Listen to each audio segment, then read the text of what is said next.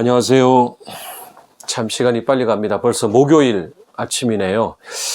우리 오늘도 기도하고 이 하루를 시작합니다. 하나님, 지난밤에도 잘 자게 하시고 또 하루의 선물을 주셔서 감사합니다. 기도하시고 오늘도 말씀의 인도함 받게 해주십시오. 우리 짧게 우리 1분 정도 함께 기도하겠습니다.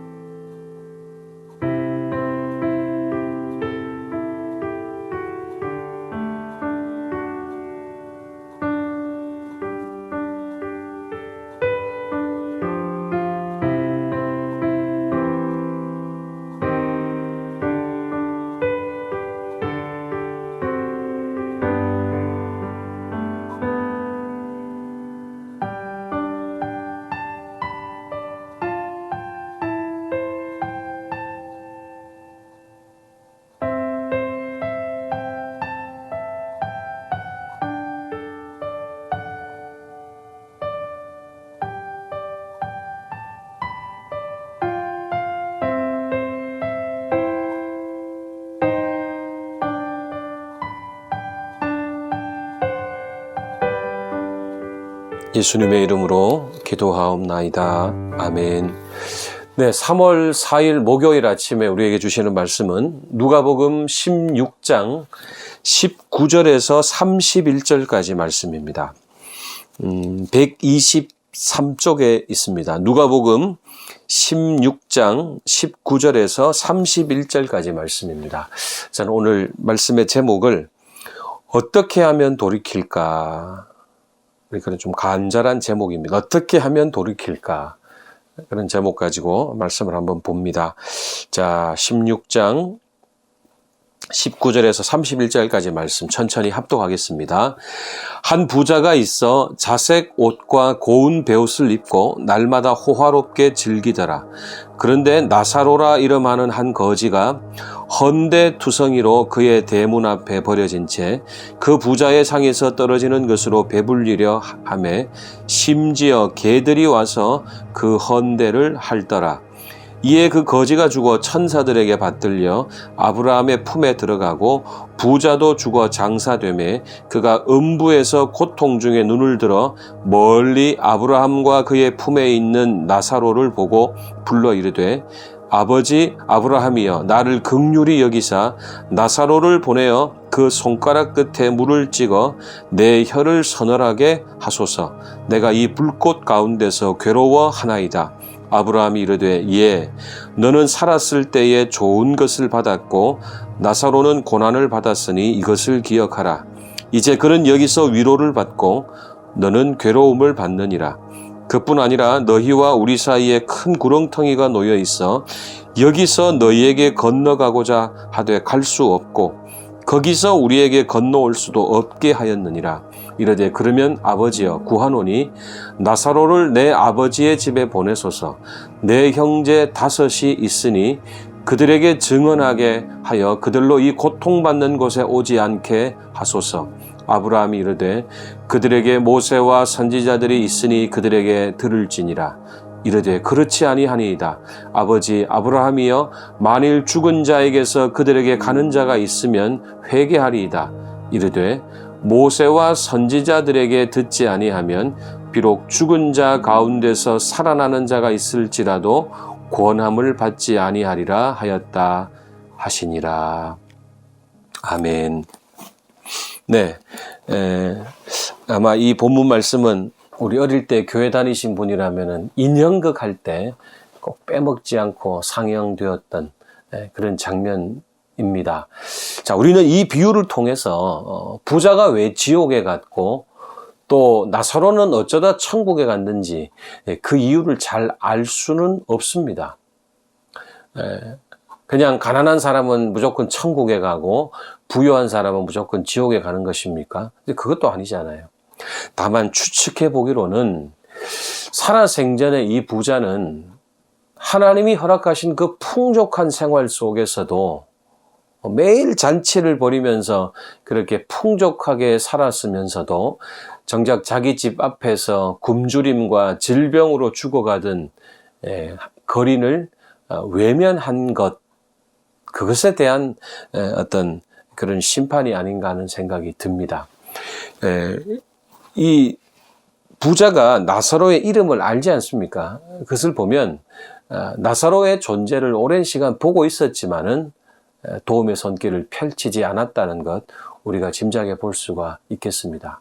자, 음부에서 그렇게 극심한 고통을 당하는 이 부자의 간청이 무엇입니까?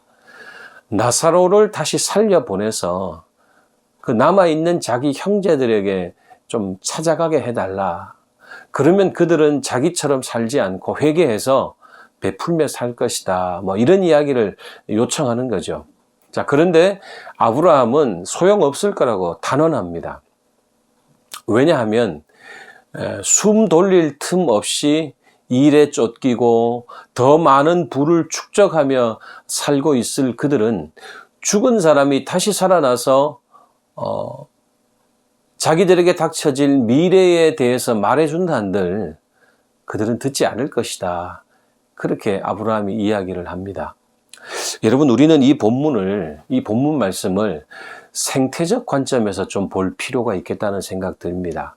여러분, 눈치채셨겠지만 지금 사순절 묵상 기간 동안에 이제 많은 본문의 말씀을 꼭 그렇게 하는 것은 아니지만 우리가 생태를 보고 또 이 팬데믹 시대에 우리에게 주시는 말씀으로 제가 지금 계속 이야기를 드리고 있다는 것 아마 아실 겁니다. 자, 우리가 이 본문을 생태적 관점에서 좀 볼 필요가 있는데요. 여러분, 이 비유 속에 나오는 부자가 누굴까요? 바로 이 지구촌 이웃들과 또 다음 세대들이 누려야 될 삶의 터전을 과도하게 개인이 소유해서 지속 불가능할 정도로 파괴하고 소비하는 바로 우리 시대의 탐욕의 인간들로 보여진다는 것입니다. 대자연의 아름다움과 신비로움을 느끼지 못한 인생들이에요. 굉장히 물질적이고 또 직물적인 삶을 살아가는 오늘 우리 시대의 인류의 모습으로 보여진다는 거예요. 아무리 경고하고 그들에게 이야기한들 사실 그들은 우리죠. 바로 접니다. 우리가 돌이킬 수 있을까 하는 부분이에요. 어떻게 해야 우리가 지금 우리의 삶의 태도를 바꿀 수 있을까? 여러분, 밥 먹는 것, 입는 것, 잠자는 것, 또 일하는 곳, 온 우주 만물이 어떻게 나를 지지하고 있는지 우리가 매일 느끼고 산다면 우리가 변하지 않을까요? 오늘 나 한 생명이 살아가기 위해서 얼마나 많은 생명들이 희생하고 있는지를 우리가 생각한다면 우리 변할 거예요. 자연을 우리의 흐름에 맞추려는 노력을 이제는 그만두고 자연의 흐름에 우리를 맞추면 더 풍성하게 누리게 하실 분이 바로 창조주 하나님이심을 우리는 믿습니다. 그래서 여러분, 오늘 이 하루 살아가실 때도 이 본문에 나오는 부자처럼 살지 말고 그 부자가 남겨둔 그 식솔들처럼 살지 말고 정말 자연의 흐름에 맞추어 살아가는 그런 하나님의 자녀들 다 되시기를 간절히 축원합니다. 오늘도 여러분 이제 봄이 왔잖아요. 이 대자연을 좀 묵상해 보시고, 물론 우리가 지켜야 될 공간은 사무실 공간이고 소리나는 어떤 일터 한복판이겠지만은 하늘을 쳐다보고 풀 한 폭이 나무 한 그루를 쳐다보면서 그렇게 하나님 자녀가 살아가는 삶의 방식을 기억하셔서 그렇게 살아가시는 우리 모든 식구들 되시기를 간절히 축원합니다. 두 가지 기도 제목입니다. 첫째는 주님, 우리를 불쌍히 여겨 주십시오. 그리고 돌이켜서 회개하며 살아가는 저희들 되게 해주십시오. 우리 시간 기도하겠습니다. 두 번째는 오늘도 우리 사랑하는 예수 승리교회 모든 교우들이 대자연 속에서 봄 기운을 느끼고 또 봄 기운을 만끽하면서 상하고 지쳐있는 우리 내면을 주님께 내어드리고 또 주신 사명을 잘 감당하는 하루가 되게 해달라고 기도하십시다.